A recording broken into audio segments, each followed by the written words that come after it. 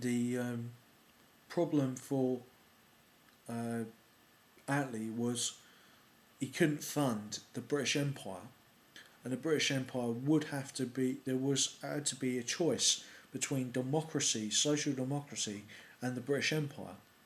The British Empire meant exporting force, exporting people, and exporting resources, which were a sunk cost because the empire was costing more than it was making after the Second World War. You can see from the direct rule of um, Africa from London that the federalisation plan of the Milner Group had not come to fruition, that the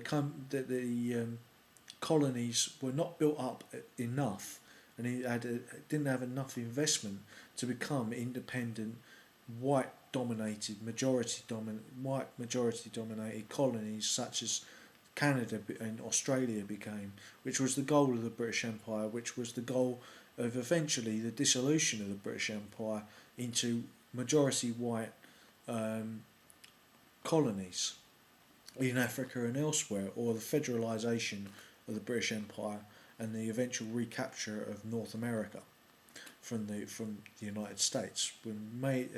This was why the um, the capital of this new Anglo-American empire might have even been in Washington. Now, the subsequent Cold War, which cost nearly 20 million people's lives, uh, was perhaps a greater challenge. It's often overlooked that the British Empire's territorial expanse was not out of reach of the Soviet Union. Therefore, the British would be drawn into colonial wars against the Soviet Union. In some way, that this was did happen even after the independence of those countries, but the slack was more taken up by the CIA and the Americans and American oil companies.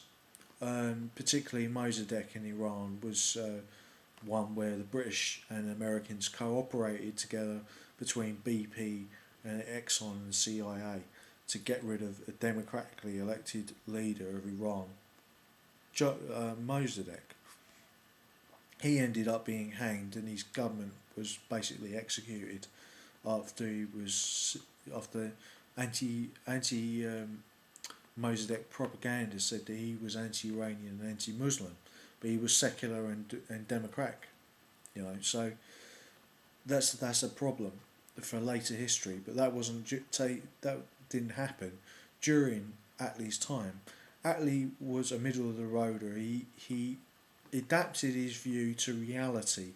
He was a conservative at one point, but he adapted it when he saw that the conditions of how people were actually living in the working class, the English working class, the people who were the lions of the First World War and Second World War, who defeated Imperial Germany and Nazi Germany, and then stared down during the Cold War the Soviet Union, which could quite possibly have taken over Western Europe and the whole world, aside from perhaps the United States itself. Although the Communist Party in the United States during the 1930s and the Nazi Party during the 1930s was very strong in the United States. The Communist Party even more so than the Nazi Party or the German American Bund, which had some people in it who had Nazi sympathies. The problem for dealing with Attlee was you can say on one side it was the wrong time for him to become Prime Minister in terms of luck, but it was the right time for him to become Prime Minister for somebody who was so capable as he was. He managed to get through an economic and military crisis facing down the Soviet Union, fighting a war against the Israelis and the Arabs at the same time,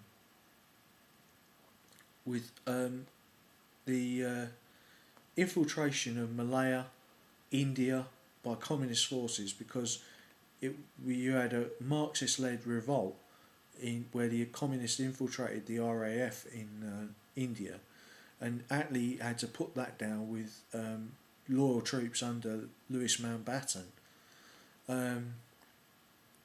all at the same time as trying to make India an independent and stable country that would be still within the British sphere of influence. But that didn't actually work out. Subsequent prime ministers let India go into the sphere of the Soviet Union, and India's neutrality came under question by the Americans when they were buying more weapons from the Soviet Union than from the Americans or anyone else. And also, India and China's rivalry meant that Communist China's rivalry with India and Communist China's rivalry with the Soviet Union, which was also communist, meant that India was moving more towards the Soviet bloc. Very difficult situations to deal with. Imagine yourself as that prime minister of that time, having just emerged from war. Your country has lost a quarter of its wealth. It's losing its empire. You've got insurgencies in most of the colonies. You've got South Africa declaring almost UDI, unilateral independence. You've got Rhodesia thinking about doing it, wouldn't do it till Harold Wilson came into power, and then Margaret Thatcher stabbed the last pro-British colony, the former colony, Rhodesia, in the back by getting rid of Smith and supporting Mugabe, among the many other heinous things they do. And this is a response to Jeremy, who will be doing My New 1999. Check out his channel, but he is doing a video response where he will be praising Margaret Thatcher, and I will have to do a video response saying why she is probably the worst Prime Minister this country has ever had since the post-war period or before. But that will be another video.